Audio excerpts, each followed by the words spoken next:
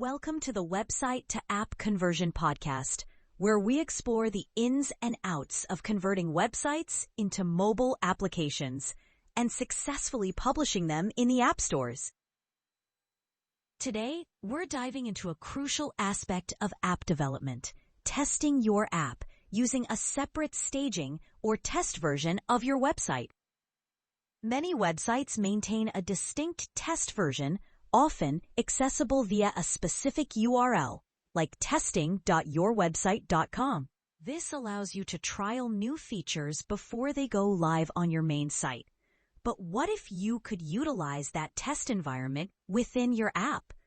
This can be invaluable when ensuring app-specific features, like push notifications or in-app purchases, are functioning correctly before unveiling them to your users. So, how can you access your test environment in your app? Let's discuss a few methods, along with some considerations you'll want to keep in mind while approaching testing. First, let's talk about one-off tests. If you only need to test specific features occasionally, some quick solutions with minimal setup are available. One approach is to create a hidden button on your production website. Here are a few examples of how you might do this. You could add a link that's only visible when you're logged in as an admin or a specific test account. Or you might place a small icon that appears after an invisible element is tapped several times. Another option is a link that's tucked away on rarely visited pages, like the footer of your terms and conditions.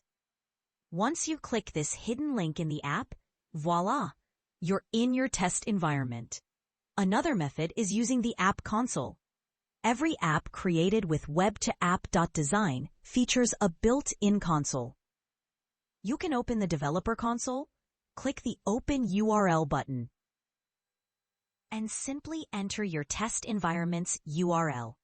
However, there are some drawbacks to these approaches.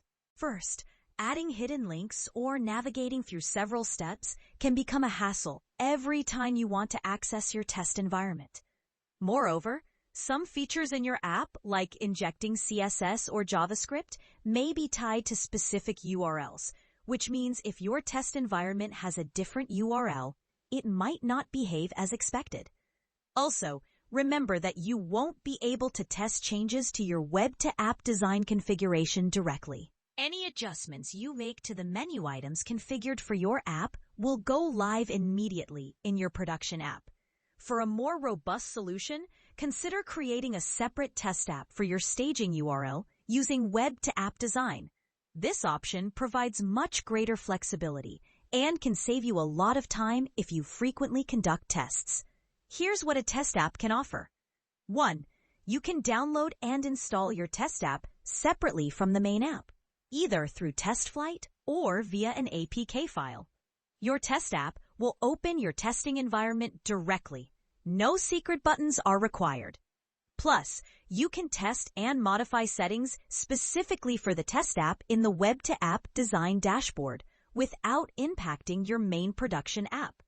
If you're interested in setting up a separate testing app, we offer this option as part of our enterprise plan. Don't hesitate to contact us for more information. That wraps up today's episode on testing your app using a staging environment. Thanks for tuning in to the Website to App Conversion Podcast. Be sure to join us next time as we explore more tips and tricks for turning your website into a successful app. Until then, happy testing!